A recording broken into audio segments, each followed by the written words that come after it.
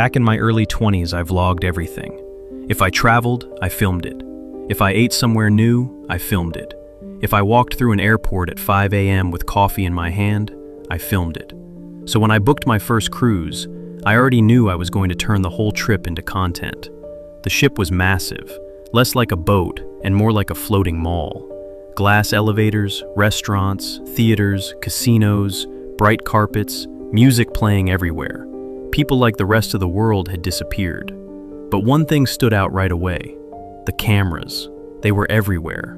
Every hallway, every elevator, every stairwell, every lounge entrance, every corner of the casino, even near the buffet lines. At first, I joked about it in my vlog. Big Brother is definitely cruising with us, I said into the camera. I didn't think much of it. Cruise ships carry thousands of passengers. Cameras made sense. After dinner, I walked around filming quiet night footage. Most passengers were at the show, in the casino, or drinking on the upper decks.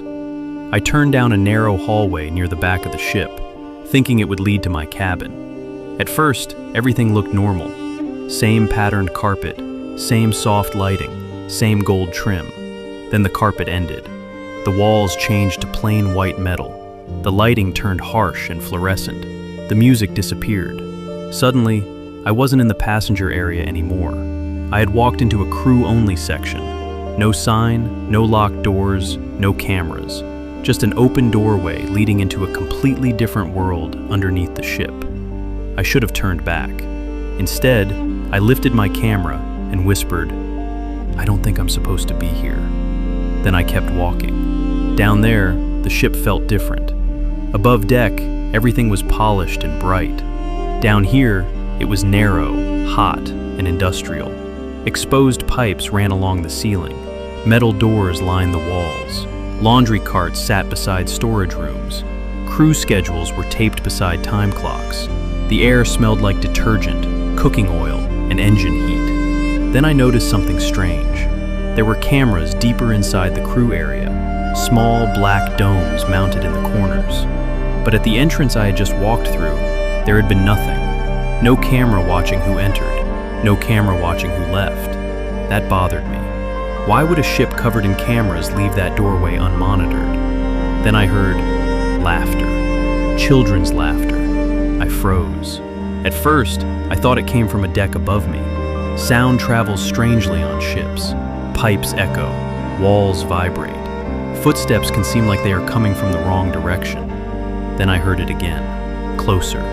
3 kids ran across the corridor ahead of me. They looked between 6 and 10 years old. They were not dressed like passengers. No swimsuits, no flip-flops, no vacation shirts. One wore pajama pants. Another had a gray hoodie too big for him. The youngest girl carried a stuffed animal by one arm. They ran past me without stopping. For a few seconds, I tried to make it make sense. Maybe they were children of crew members. Maybe there was some employee family area below deck. Maybe cruise workers were allowed to bring their kids on board. But even then, that did not make sense, especially left alone in that area. The kids disappeared around a corner, and I followed them. At 22, curiosity feels like courage. I rounded the corner and found a long hallway with numbered metal doors on both sides. Some were labeled laundry, provisions, electrical, crew mess. Others had no labels at all. At the far end, the 3 kids stood in front of a dark blue door. They were not laughing anymore.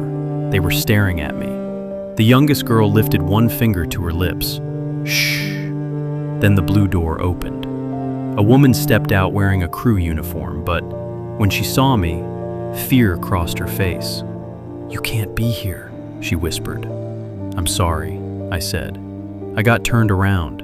I'm just filming a vlog." The moment I said filming, her eyes dropped to my camera. Her face went pale. "Turn that off." I laughed nervously. "Yeah, sorry, I didn't mean to." She stepped closer. "Turn it off now." I obeyed immediately. I stopped recording. She looked back toward the blue door, then pointed to the direction of the hallway towards the exist. "You need to leave." As we moved, a door opened behind us. A man stepped out. He wore a white officer's shirt with black shoulder stripes. calm, clean, professional. Too professional for that part of the ship. "Is there a problem?" he asked.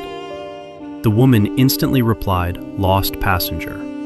The officer looked at my camera. "Were you recording?" "No," I lied. He stared at me for a long second. Then he smiled. "Passenger areas are upstairs. I was just trying to find the elevators. I'll show you." He walked me back through the corridor in silence, just an open gap between two worlds. He stopped at the edge of the carpet. "You should enjoy your vacation," he said. "I will, and delete whatever you filmed." I swallowed. "I told you I wasn't recording." His smile faintly. Then he turned and walked away. I went back to my cabin, locked the door, and in fear, went straight to bed. The next morning, I told myself I had overreacted. Maybe the officer was just strict about restricted areas. Maybe the woman was afraid of losing her job. Maybe the kids really did belong to someone on board. Still, I couldn't let it go of what I had seen. The next morning, while in line waiting on my breakfast, I saw the woman from the night before pushing a laundry cart. Our eyes met. She gave the smallest shake of her head.